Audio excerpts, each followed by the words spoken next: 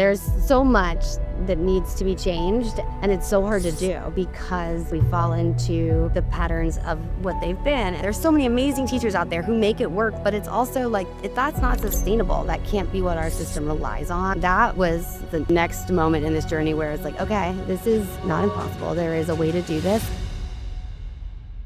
Meet Louise Baigelman, CEO of Storyshares, a non-profit revolutionising literacy with books designed to engage and inspire struggling readers. A Forbes 30 Under 30 in Education and International Literacy Association honoree, Louise is passionate about empowering students through the love of reading. I was teaching middle school students, so while they were very self-aware, clever middle school students, they were reading so far below grade level that I couldn't find books. Was it working with Teachers of America that your fire was lit? There's something fundamentally wrong with the way that we're doing this? I fell in love with my students, and I felt like they had so much amazing potential and that they didn't have the chance to fulfill it if they didn't have literacy skills. Once you realized, okay, nobody else is creating books, these kids need help, what was the first action step you took? I got the chance to run an experiment, and that is what evolved into the business.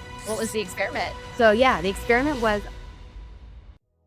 All right, welcome to another episode of Built for This, Stories of a Maverick. I'm your host, Jenna Bayuk. Today we're gonna uncover all the things in terms of entrepreneurs and education and redefining, I should say, what's possible. Today's guest is a literacy entrepreneur, educator, and change maker on a mission to help older students love reading.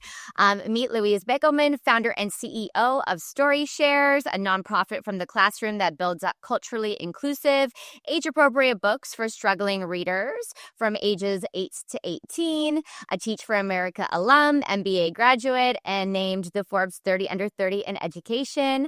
Louise is on a bold quest to build a new shelf of books that reflect and meet readers where they are. In this conversation, we're going to explore her journey from the classroom to global impact, the power of a story to bridge equity gaps, and how systems, community, and commitment can shift educational landscapes. So for those might be falling behind, but are far from giving up, whether you care about leadership, culture, or simply the love of a good book, this is a great episode for you. So welcome. Thank you. Thank you so much for having me. I'm excited to dig in, and I always love to kind of understand how everybody starts. So I would love to learn a little bit more sort of about how you grew up and then sort of kind of what brought you into the teaching world. And then we can kind of get into what brings you to where you're at today in terms of Storyshares. I grew up loving books and loving reading and writing, and my dad was a writer and professor, and so I lived in a house where so many of the walls had been converted into bookshelves. And I went to a school where we had the chance to go into inner city Philadelphia, which I lived outside of Philadelphia, every week in middle school and work with students who needed more support in underserved communities. And I was even when I was young, I was struck by the idea that a lot of those students didn't have any books in their home. And I think that was one of the pieces that, was an initial seed that started me thinking about, not just the love of reading and writing, but also this educational inequity piece. And at a certain point, I thought I'd want to become a teacher. And so, I went to college. I majored in English and psychology, and then decided to join Teach for America out of college, which was focused on serving students in communities where they didn't have as much access, and kind of diving into teaching for at least 2 years. And it was during that experience, I was a teacher north of Boston in Lynn, Massachusetts at a KIPP charter school, where kind of the next seed, or I guess the stem of this journey came to be for me, because I was teaching middle school students, and a lot of them were newcomers or multilingual learners or students with dyslexia or students who didn't have books in their own home or even parents that spoke English. And so while they were very self-aware and clever middle school students, they were reading so far below grade level that I couldn't find books to offer them that didn't feel babyish and embarrassing and just uninteresting to them. And I felt like if I couldn't find books for them to read that they could want to read and love reading, then they wouldn't read, of course, because reading, at its core, you have to be engaged with what you're reading. And if they couldn't read, not only did that mean they couldn't enjoy and fall in love with a book, but they couldn't succeed in social studies or science or solve, word problems in math class. And so, yeah, I felt like that we had to have a way to make books for older students who were still developing literacy skills. And I'm curious, I grew up with a lot of people who want to become teachers. They knew very young as well, like, I want to be a teacher. And I didn't have that same, like, this is exactly what I'm going to go to school to do and what I want to be. But I know, some of them definitely got into the school systems and then became very creative in terms of how to provide more for students that were struggling. And a lot of them, and still to this day, pay out of their own pocket to get in like extra supplies and do things for these students who just need a little bit more support. But some kind of just accept the way that things are structured and that, classrooms are big. They're spread too thin already. They don't get paid enough as it is. So they just kind of do the bare minimum. And I'm curious from we'll call it like an intrinsic motivation and or passion, where was it working with Teachers of America that like your fire was lit? Like there's something kind of fundamentally wrong with the way that we're doing this? Or kind of what was that moment where you're like, I know I'm going to need to do something about this? Yeah, that's a great question. I think sometimes first of all, teaching is so exhausting and overwhelming, and it's emotionally loaded because there are all these human lives. And yeah, often it's under-resourced. And for me, I fell in love with my students, and I felt like they had so much amazing potential and that they didn't have the chance to fulfill it if they didn't have literacy skills. Like that was such a barrier that would prevent them from being able to do well in school and to be an engaged citizen and learn on their own. And so I think, I think so many teachers do go above and beyond, and it is a problem with the system that they have to the extent that they do. But for me, yeah, it did light a fire. I call it an obsession sometimes. I just became obsessed with this issue and felt like sort of blown away by the fact that it wasn't a solution for it. And for a long time, I thought, well, someone has to have figured this out. There has to be a solution. And I think that's some of the evolution from going from being a kid to an adult, where you're like, well, someone knows how to do this. And you realize like, actually, no one's figured this out yet. Yeah. And so kind of talk to me about, seeing the problem. It's one thing to see a problem and recognize it and call it out and then do nothing about it. Because like, as you mentioned, like somebody else is probably doing it. Or maybe if I say it enough out loud, people will come together and this will magically come to be, which most often isn't the case. And I always laugh when people are waiting for other people to take their idea and run with it. I'm like, no, if you see it, you got to go and run with it, own it, love it, become it. So what was kind of, once you realize, okay, nobody else is creating books, these kids need help, what was the the first action step you took? Did you decide to write the book? Did you find somebody to write the book? How did that kind of first step come to be before you realized you kind of had a whole other business on your hands? Yeah, so it was several things that happened at once, and a lot of it is timing and luck in many cases. And for me, I got the chance to run an experiment essentially initially, and that is what evolved into the business. So yeah, the experiment was a writing contest, and basically wanted to see if we could launch a writing contest, do a national, even international, global awareness campaign, and provide some tools and guidance and incentives to writers of any kind, whether it was, graduate students in creative writing programs or teachers who, just like they pay for their own, materials, they often are writing their own books or making mini stories that when they can't find the ones for their students. So teachers, and then aspiring authors who maybe haven't yet been published by some of these huge publishers, and see if we can give them a way to write new stories that are specifically crafted for older students but also accessible at lower reading levels. And so that first experiment, that writing contest, blew us away. We ended up with so many amazing stories from so many different types of writers and authors, and that was the kind of the next moment in this journey where it's like, okay, this is not impossible. There is a way to do this, and we can actually leverage a community to craft a whole new type of book. And I'm curious, when you start to unpack and kind of get all these submissions for these stories, was there one that kind of stood out or kind of connected in a way that just, I think from a vision perspective, that it really popped in terms of, I'll call it, even maybe surprised you from the breadth or the ability of the story and how that would change somebody's experience trying to level up from a reading perspective? Yeah. So actually the story that won the first writing contest is still in our library now and is still one of my favorites. It was called Jacob the Bee Man. It was written by an author who actually had a son who was a striving reader, and so she sort of understood it from that angle. She managed to tell a really compelling and intriguing story for a teenager, about a teenager, but in such simple but beautiful language. And yeah, the story is about a boy. It's told from his point of view, who's in high school, and he's gotten into trouble in the past, and he sort of goes through this transformation after he does something kind of bad and has to work through it. And it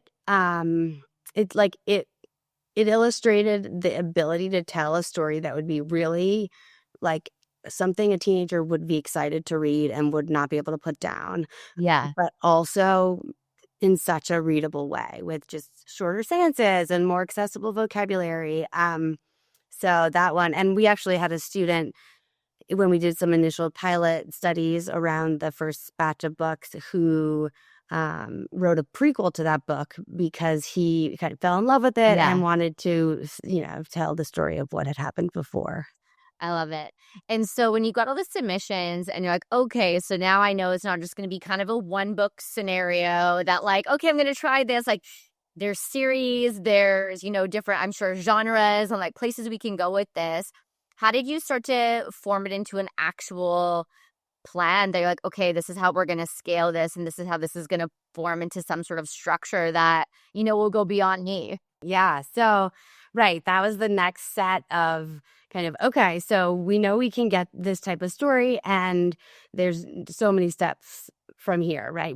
First of all, which ones honing in on the great stories, figuring out how to edit them and to design them, and then how do we publish them? We started with just ebooks initially because that was sort of the lowest hanging fruit. So how do we publish them? How do we distribute them?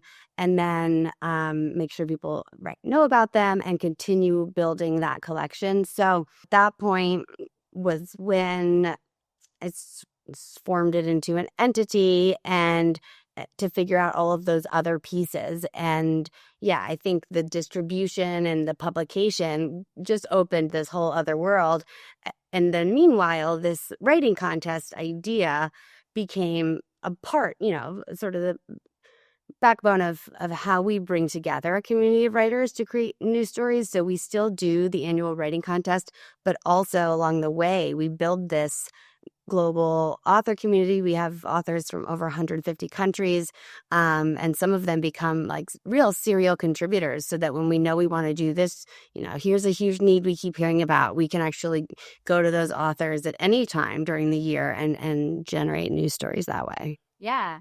And kind of talk to me about sort of the trip and kind of how it came to be in terms of the Library of Congress honors and how did you start to kind of have that spurt of like, okay, we're getting noticed outside of just, we're creating these amazing books for kids? Because I always think, like the passion and the purpose is obviously to provide, a tool and an interesting way for kids to learn. And then you've got these amazing books coming.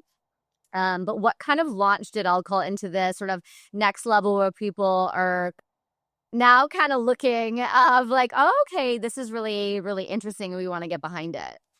Just like I said earlier, where I felt like someone probably had solved this before, it turns out, as I mentioned, that no one had, but also the breadth and depth of the problem was significant. And so, it's like today, right now in 2025, close to 70% of middle school students can't read proficiently. And everyone is really focused on K-3, kindergarten through third grade. We teach reading them. We make books for those kids.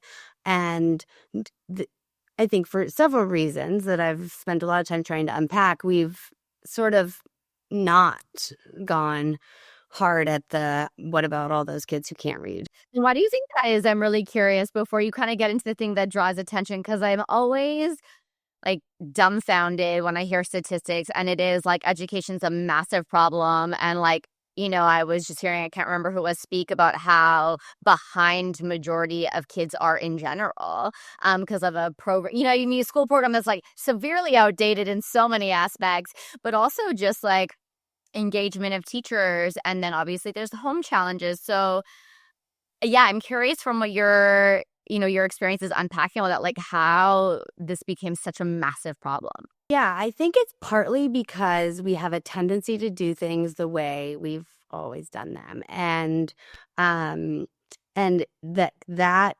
sort of like momentum to stay the same or use what you're given is like so powerful that it's hard to break out of it. So, traditionally we taught reading in kindergarten, first grade, second grade. Presumably kids were learning to read. Then they moved on to the next grades. They could then read to learn. And so the instruction was fundamentally based on the assumption they could read. And so therefore in science and social studies in every class, they would read a textbook or they could read the, passages and then respond to them. And when it became clear that they couldn't, and it's for so many reasons, there's several populations that end up struggling disproportionately with reading beyond the typical age, but also we had been teaching reading for the past few decades in ways that weren't necessarily evidence and research based, and meant that a lot of kids didn't actually master reading in the early grades. And even once we now know that, we know that now the science of reading movement has become really big the past few years. And but still, in response to knowing that, it's like, okay, well, we have to revamp kindergarten, first grade, second grade reading instruction. And we have to make sure kids don't get to third grade not being able to read, because we know that at that point, they're in a bad place. But the reason we're not looking at how do we do it in 4th through 12th grade is because in addition to the initial challenge of figuring out how to teach reading the right way, which is not simple, we have to figure out, there's no time in the school schedule, for teaching reading. We didn't plan to teach reading them. Oh, wait, the teachers in those grades aren't trained to teach reading. They were expecting the kids to know how to read. And there's no book. I have to give them books meant for a first grader, even if they're in 8th grade, because there's no books for an 8th grader learning to read. And so it's sort of become this stacked problem where people are like, I don't know where to start. Yeah, it reminds me of being in elementary school, and I always remember getting books, and then there'd be sections where everybody would take turns reading out loud. And then you have people really like da da da da da da, no problem. Then you have occasionally a mispronunciation of a word, and then you could see the kids that were just terrified to have to read out loud. And then also if they messed up, then you had other kids making fun of them because they messed up or were slow, or if potentially they had a stutter, then that just made things 10 times worse. But then, the teacher would be like, oh, okay, next one, or don't worry about it. Or you could see them start to actively skip over that student in that section to not let them have the embarrassment. But at the same time, it called out their inability to do everything that everybody else was doing. So it's not surprising that, this spark and this idea was so well received, and sort of kind of coming back to that like bigger traction of those like next steps, what moments or where were you at from kind of a business perspective where those things started to really accelerate everything? It sort of snowballs. And so I'm trying to remember what was the first one. But I did a certain amount of writing about it and talking about it. I was in an like education, innovation, and educational inequity network. So just like had to spend a fair amount of time trying to bring in a community around it and talking to everyone in the space who might care about it. And then it feels like certain dots end up connecting, and then someone like the Library of Congress pays attention, and I got to speak there twice. And then if you think about all of the things that can come out of that and the people that are aware of it from there, and having that kind of credibility, it leads to the next thing. And so it's funny to think about what was the first, I guess, snowflake or whatever in that snowball, but it builds from there. Yeah. I found. I love it. And then so in terms of kind of, if I think about the system and scaling, and I know you mentioned you started kind of with ebooks as like the initial piece, how from kind of a digital perspective did you look at, I guess, kind of creating a system in which people could get access and it could really be accessed from, a global situation versus, okay, we got to figure out how to send like 150 of these books over here of like the print mechanism. And in the age of kind of where, platform, digital learning, all the different things, how did you kind of start to shape that and look at it, and what did you create? So on the digital side, it's funny, I recently came across these drawings that I had done like a long time ago for the vision for how the ebook platform would work. And it's always been this idea for me of a matrix where you could go in and find choices for books at any intersection of interest or age and reading skill level. And so that is still how our e-library is organized. You can go in and you could say, I'm a middle schooler, or I'm working with a middle schooler. They're reading, they're struggling with decoding or with fluency, or they're reading around a fourth grade reading level. And then you can, filter to find all the books that meet both of those parameters. So the ebook library has all of the titles in it. We have over 500 titles now. And then there are additional features for accessibility, like you can listen to the book, read aloud feature. You can click on a word, find a definition. So that's one piece. Although we did end up also delving into the paperback printing thing, which was its own journey. And it's partly because, even in today's day and age, when I think people might have predicted like paperback books would have died by now, so many classrooms, students and teachers do want books in hand, like physical books. I still love a book when I read. I'm like, I could Kindle, but like there's like a book, flipping the page, like it has a very, I guess for lack of a nostalgic feel, I don't know, but it's like definitely what you want. Yeah. Exactly. I feel the same way. Yeah, there's just something about it, and it's more tangible. And also there's so many digital programs and so there's a little bit of fatigue there sometimes, I think, within schools. So we did end up also developing paperback versions, and that was its own journey as far as printing and fulfillment, shipping, all of those pieces. But so we sort of like to be able to offer both options for whichever context is most relevant. And so do you have a lot of kind of schools reach out and be like, hey, we want to get this library so we have it in school? So that, a big piece of what we're doing is filling classroom libraries. And, a certain amount of schools have independent reading time, or time where students need to fill gaps by reading. And that's a time where if you have a ninth grader or a sixth grader who can't read well and doesn't have a choice for a book that they can read without feeling embarrassed by it, they're not reading, and they're actually probably being disruptive and feeling frustrated. And so filling those with choices they can love is a big piece of it. Yeah. And I would love to kind of like hear explanation. And I know you kind of call yourself an accidental entrepreneur, which I love.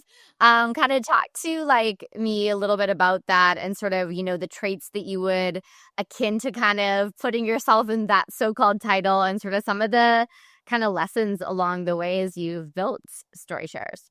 Yeah, I think that for certain people, they love the idea of starting their own company from an early age, right? Like, I want to start my own company or even many companies. And there's a drive towards that. And for me, as I mentioned, that wasn't the motivating force. I thought I might be a teacher and stay in the teaching space. And then just fell in love with this idea and became fixated on this problem and how to solve it. And so one thing led to another, and I'm now running my own organization. And I think on the one hand, it's an asset because my team is actually made up by a lot of teachers. Like, we're very mission driven at our core, and we care about solving this problem.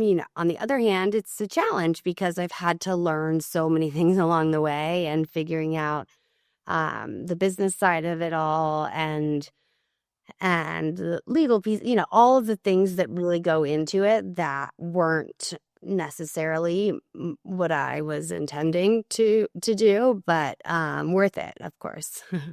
I'm curious, from your perspective, what was maybe the thing that surprised you the most along this journey in a really great way? And then maybe what was the most challenging piece that you didn't foresee?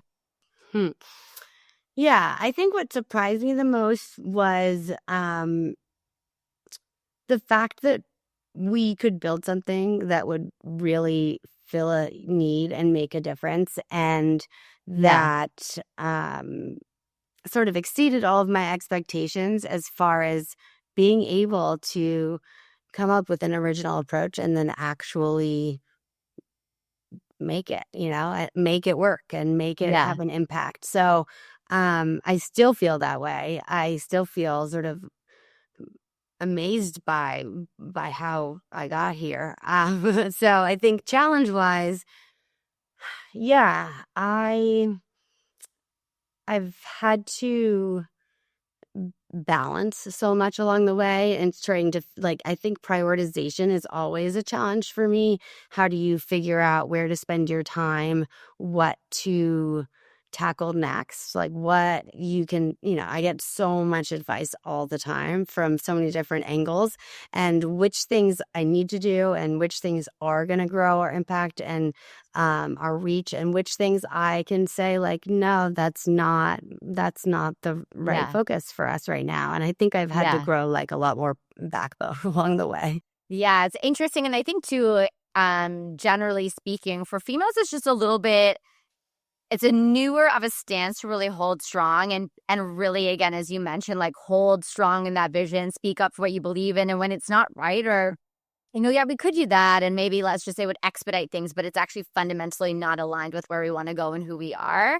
Definitely takes time on like the practicing of the no factor. I love that.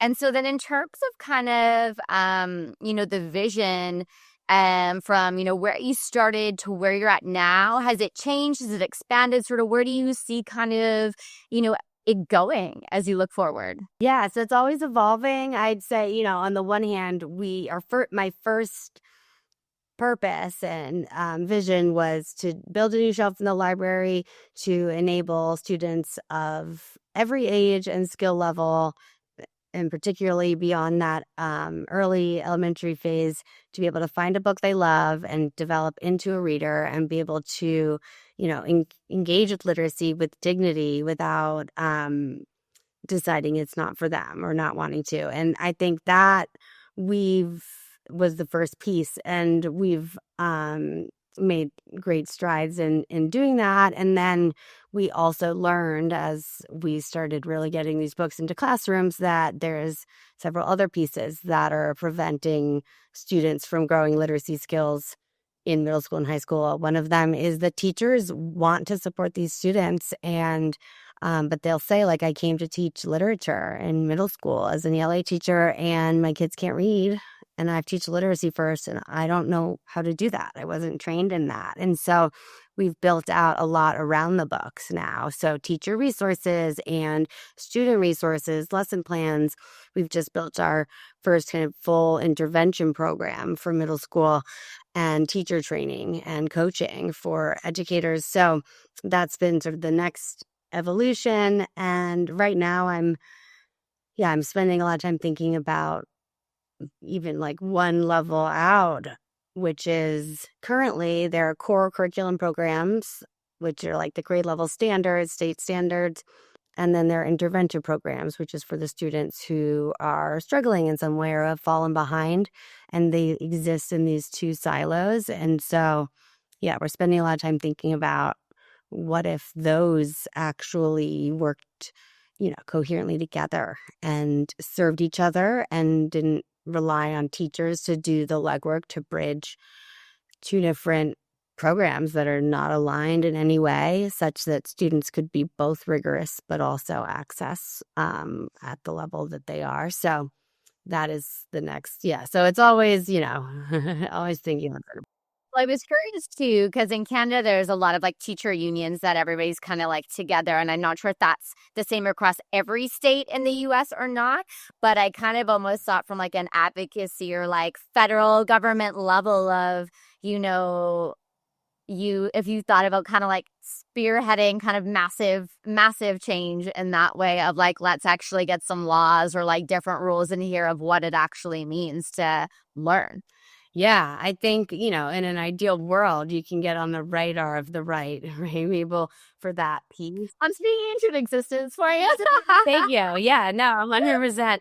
I think that is, there's actually been a lot of policy recently in the literacy space in the U.S. around the science of reading and evidence-based, research-based instruction. And it's 100% of it focused on kindergarten and third grade.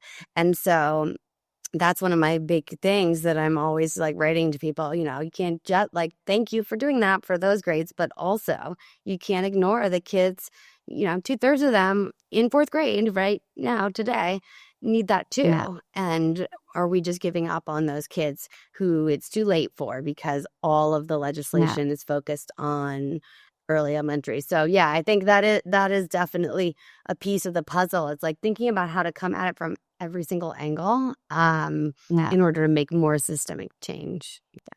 Yeah, and I think that's such an interesting time with the, big rush of AI and the chat of AI teachers in different ways. But also I think even from, an entrepreneur perspective or building teams, when I look at interviewing people or you see different track records of success or how people have learned, I would say like in high school, I was not really checked in. I was definitely checked out. I had a couple good teachers. I definitely had more teachers that couldn't adapt to my style of learning. But we also had, who was mostly what they trained for to be was a gym teacher. But there was a lack of teachers, so now they're a math teacher, and then they're a science teacher filling in. So they were literally just reading off the paper. And then if you ask a question, you're like, oh, could you explain that to me in a different way? And they explained, I have like a visceral memory of being in like math 10 and doing algebra.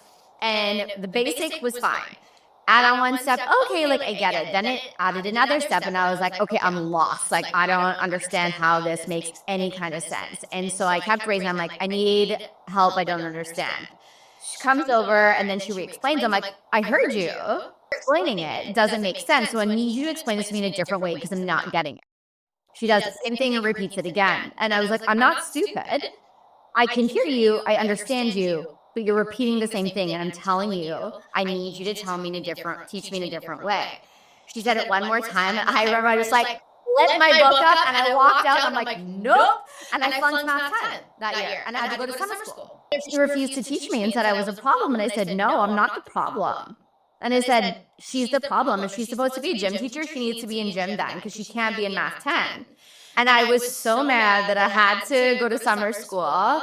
And I had heard I was getting like the toughest summer school teacher who happened to be a friend's dad. And I was like, oh no, like this is going to be awful for me. Turns out he was hands down like the best math teacher I ever had. He was patient. He's like, Jenna, like, okay, picture it this way. I want you to visualize this and see how, and I was like, oh. And I was like, I get it now. And I was like, why could nobody do that before? And he's just like, no, like you had a gym teacher trying to teach you math. And like that's another gift. And I was just like, I remember crying and I got like a B plus, and I was like, look at me. I was like, I didn't think I was smart at math. And it still comes up once in a while, even when we're doing budgets. I'm like, math is just not my strong suit. And I'm like, I kind of need to stop telling myself that story. Totally. Well, I often say like I'm better with words with numbers, but I have to deal with so much of that, obviously from the running a business perspective. Yeah, I think exactly what you're saying. If there is like one way, like this is rigorous content, this is how we teach it, this is how we explain it, and it's for one learning style, and there's only one, then you inevitably won't be able to reach every student with it. Yes. And if then there's like this separate thing where you're maybe working, where there's special education or interventionists or other working with certain students on other pieces, but they don't connect with the other core curriculum, then it doesn't like move the needle. Whereas if if the math teacher who's teaching those main standards and trying to push towards those objectives has the language and the resources and tools and knowledge for how to explain it in a few different ways and how to provide access points at a few different levels or learning styles, then like all of a sudden you open up how many students can learn that. And the teacher doesn't have to like do too much heavy lifting on their own to get there. Yeah. So I think, it's I'm fascinated by the fact that right now that it doesn't work that way. And there's so many amazing teachers out there who make it work, but it's also like, if that's not sustainable, that can't be what our system relies on. And so how do we, provide what teachers would really need to do their work without like having to work excessively to get there? Well, and from a kid perspective too, and I was lucky that I had a couple like jobs and different kind of mentors that popped in that helped me understand.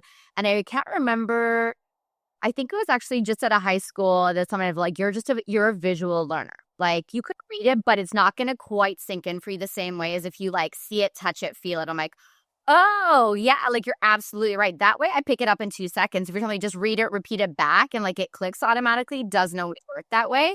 And so as I kind of gone up in my career, if I didn't understand something, I'm like, hey, I'm really visual. Is there a way that we could like draw this out? And so I had like a better language to understand to hopefully help that person help me. But then worst case, if they couldn't, then I just said, do you know somebody who can like help me that would just be better at teaching me this? Like communicates that way. And I think so often, and especially when you are hiring people or creating learning programs, even from a corporate perspective, is you can't, like, you're going to have a bunch of people who can be super smart, but all of them are still going to learn and pick up information different ways. So even when you translate that later, like, okay, you're going to have your like super book people, and then you're going to have your visual people, then you're going to have the like more internship or whatever that is. But I think it's just something that starts so young. And I think if like the whole education system is so ripe for like just massive disruption and innovation to, I think, also get teachers who are maybe just like given up, like reinvigorated to want to teach, like why they got into it in the first place, if they had a bit more like autonomy and creativity to go about things differently. Yeah. And there's so much that needs to be changed, and it's so hard to do because we fall into the patterns of what they've been. And actually, like your story there, your experience was around like self advocacy. You learned how you had the language to say, I need it to be presented visually. And so that's another piece. It's like we end up, like students need to be able to ask for what they need, and teachers need to be able to ask for what they need.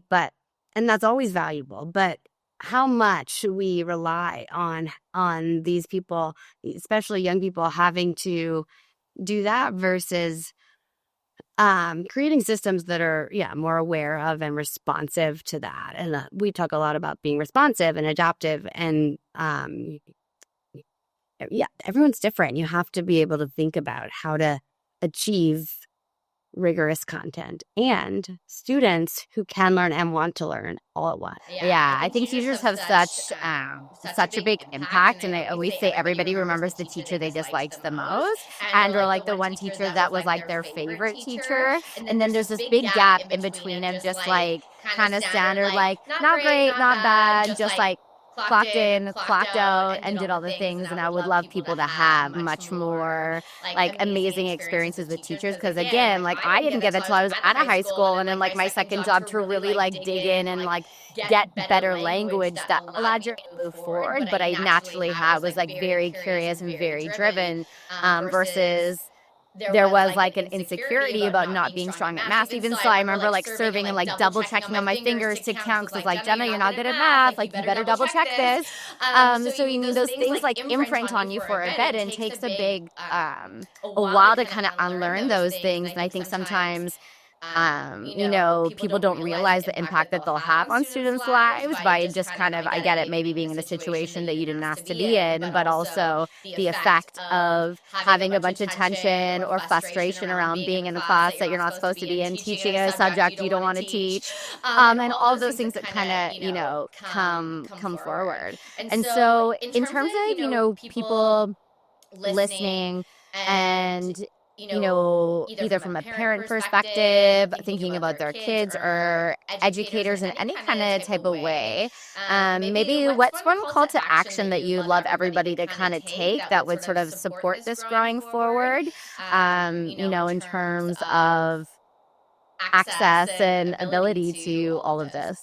Yeah, well, I think, you know, like, just jumping off of the point you just made around the teachers we all remember, I think, you know, the teacher that everyone remembers as the best teacher, the one they love the most, it's usually because of some point of connection. Like, there was some deeper connection, and you know, maybe that teacher made you feel seen and heard and valued, or met you where you were. And I think about teachers a lot in that way, like the power of that connection. And I also think about books in that way, because I think when you find one book that you love that you can connect with, and you're reading it and you feel like, oh my gosh, this, like, you know, this character is just like me, like I didn't realize anyone else thought about things that way, then that also is like transformative level of connection. And I think, just to your point about how much our self-talk can evolve. Like, we can decide, like, I'm bad at math,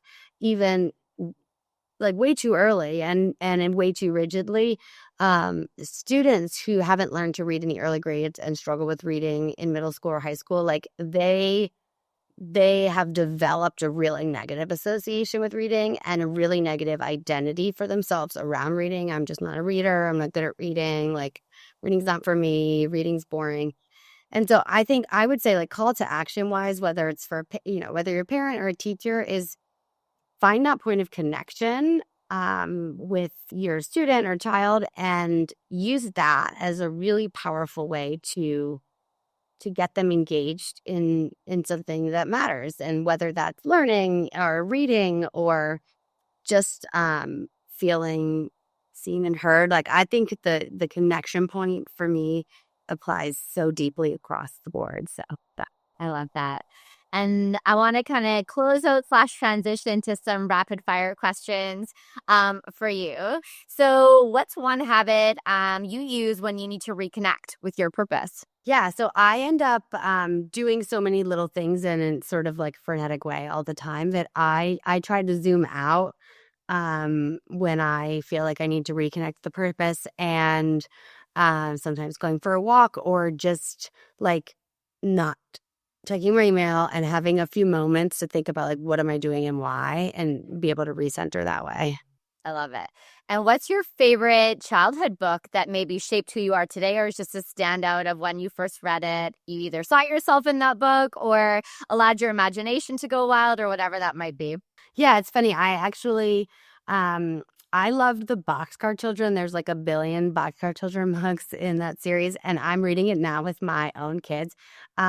I think I loved it because it was just 4 siblings, and they were just going on their own adventures and figuring things out. And as I read it to my kids, some of the language is actually so like outdated that I almost feel like, oh, they're not like this, but they do. They like it too. So yeah, I love the Box for Our Children. It was very imaginative and also like self-empowering. Like as a kid, you can do anything. Love it. And then what's one challenge you're glad you didn't quit on? Storyshares has gone through various phases. I think there were several junctures where I felt like maybe I can't do that. Like, I don't know if I'm the right person for this. I don't know if I can get it to the next stage. And so sticking with it. And now we're at a place where we're growing and we know that we're making an impact. So that would be the one, Storyshares. I love it.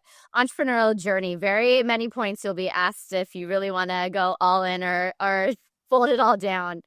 If you could tell a young reader one thing about, a story or maybe, redefining their story, what would it be? Yeah, I think find something you love about the world or about yourself and lean into that, because none of us are good at everything. But you can sort of build your own journey by identifying what you love and also feeling the confidence to go after it. Love it. And last question, in your own words, define what Built for This means to you. Yeah, I think Built for This makes me think of purpose. Like what is your purpose? And sometimes we know it right away and sometimes we don't, but having that kind of relentlessness to identify what you want to do and how to tackle it. I love it. Well, I appreciate you sharing your story. I hope that anybody who's ever kind of thought that they couldn't build something, or if they see a problem or a challenge, that's where really every entrepreneurial journey comes from, is a problem and a solution. And if you keep in mind, what it's all about, and for you was service, to these children who weren't getting what they needed to be able to grow and learn just like everybody else can, will, and should do, that this came to be, which I think is so beautiful. And so if people are listening and want to either support you, get access, what's kind of the best way to sort of connect in to be able to do that? Yeah, so our website is storyshares.org, www.storyshares.org, and we're on social media, like Instagram, Facebook. My email is louise@storyshares.org, and I always love to hear from people directly. So if anyone's looking for books or trying to support striving readers, above grade 3, and wants to brainstorm about how to find resources that will really help them, feel free to reach out directly. Amazing. Thank you so much. And it was so great to hear your story. And I'm excited to see what comes next for Storyshares. Thank you. Thanks so much, Robin.